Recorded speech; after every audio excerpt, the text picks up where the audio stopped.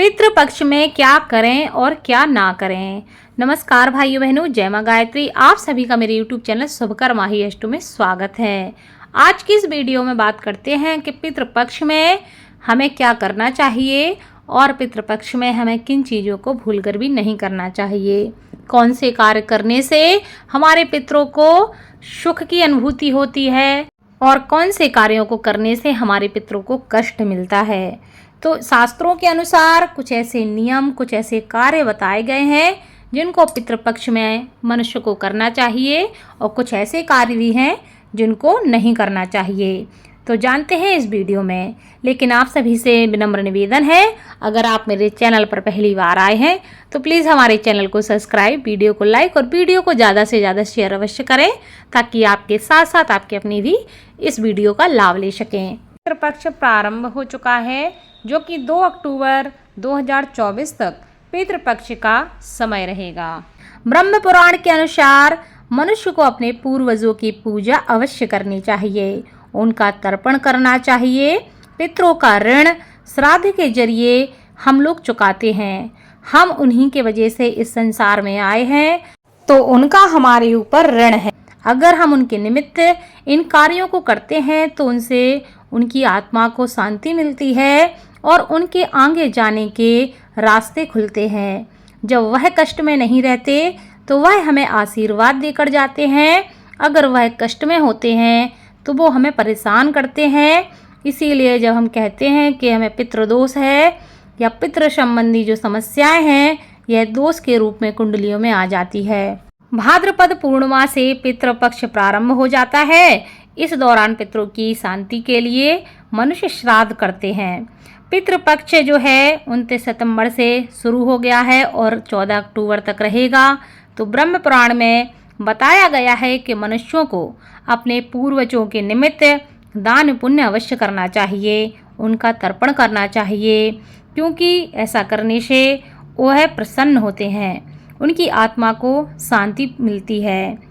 इन 15 दिनों में हम अपने पूर्वजों के निमित्त जो भी दान करते हैं, पुण्य करते हैं, वह सब हमारे पितरों को प्रसन्नता प्रदान करता है और उसके बदले वो हमें आशीर्वाद प्रदान करते हैं, जिससे मनुष्य के कई सारी समस्याएं अपने आप समाप्त हो जाती हैं।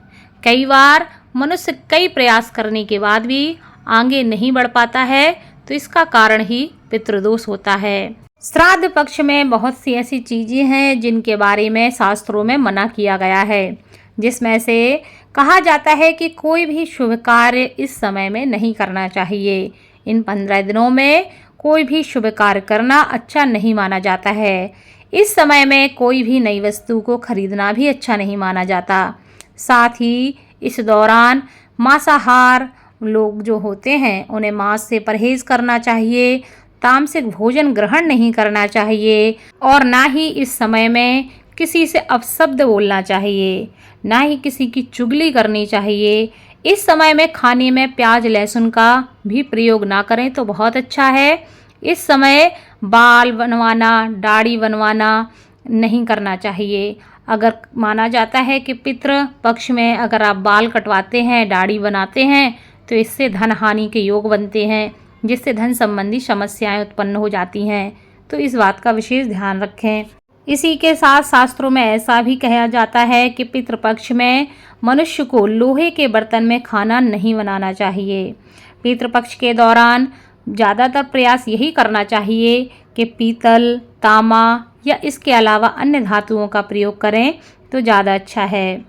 अब जानते हैं कि पितृपक्ष में आप क्या कर सकते हैं जिससे हमारे पूर्वज जो प्रसन्न रहें। शाम के समय आपको सरसों के तेल का या गाय के घी का दीपक दक्षिण मुखी लौ करके दक्षिण दिशा की ओर रखना चाहिए और अपने पूर्वजों को प्रणाम करना चाहिए। प्रतिदिन पितरों के निमित्त तर्पण अवश्य करें, किसी ब्राह्मण से करवाएं अगर खुद ना कर पाएं। प्रतिदिन पितृ सूक्त का पाठ आप करें। अगर पितृ सूक्त का पाठ नहीं कर सकते हैं तो आप पितृ गायत्री मंत्र भी कर सकते हैं। ना कर पाएं तो कम से कम इस मंत्र को सुनें, इससे भी लाभ होता है। वैसे तो सबसे ज़्यादा लाभ करने से ही होता है, लेकिन अगर ना कर सकें, व्यस्तता आजकल बहुत ज़्यादा है, समय इतना नहीं रहता है, तो आप इस मंत्र को सुन भी सकते हैं, इससे भी लाभ होता है। पितृ गायत्री मंत्र का आप अपने घर में सुने, इससे भी आपको लाभ होगा और हमारे पूर्वजों की प्रसन्नता हमें प्राप्त होगी। इसके अलावा पितृपक्ष में अगर आप पितृ गायत्री मंत्र का जप करते हैं या इस मंत्र को सुनते हैं, तो इसका एक विशेष लाभ यह भी है कि इससे पितृदोष से मुक्ति भी मिलती है। पितृदोष के जो समस्याएं हैं वह कम होती हैं, उनका निवारण हो जाता है। श्राद्ध पक्ष वाले दिन यथाशक्ति ब्राह्मणों और गरीबों को भोजन अवश्य कराएं, ब्राह्मणों को दक्षिणा दें और उनसे आशीर्वाद प्राप्त करें। प्रत्येक श्राद्ध वाले दिन गाय को, कुत्ते को, चींटियों को, कौवे को आप भोजन अवश्य प्रदान करें, उनके लिए एक भाग अवश्य निकालें। ऐसा करने से बहुत ही शुभ फल की प्राप्ति होती है। पितृपक्ष में पितरों की अनुकूलता पाने के लिए आप श्रीमद्भागवत पुराण का भी पाठ करवा सकते हैं, इससे भी आपको लाभ मिलेगा। तो पितृपक्ष में आप दान पुण्य अवश्य करें, अपने पितरों के निमित्त तर्पण करें और कोई भी मांसाहार का प्रयोग ना करें, शुद्ध शाकाहारी का प्रयोग करें और किसी की बुराई चुगली ना करें। ब्राह्मणों को भोजन करवाएं, उनसे आशीर्वाद लें और अपने पितरों से प्रार्थना करें कि वह हमें आशीर्वाद देकर ही जाएं, ताकि आपके जीवन के संकट दूर हो जाएं, आपके जीवन से पितृदोष जैसी समस्याएं दूर हो जाएं। हमारे पितृ प्रसन्न रहते हैं तो घर में अनुकूलता रहती है, नहीं तो घरों में कलह मचा रहता है, लड़ाई झगड़े बने रहते हैं। तो पितरों के निमित्त इन उपायों को अवश्य करें, ताकि वह प्रसन्न होकर आशीर्वाद देकर जाएं और आपके जीवन के कष्ट हमेशा के लिए दूर हो जाएं। धन्यवाद।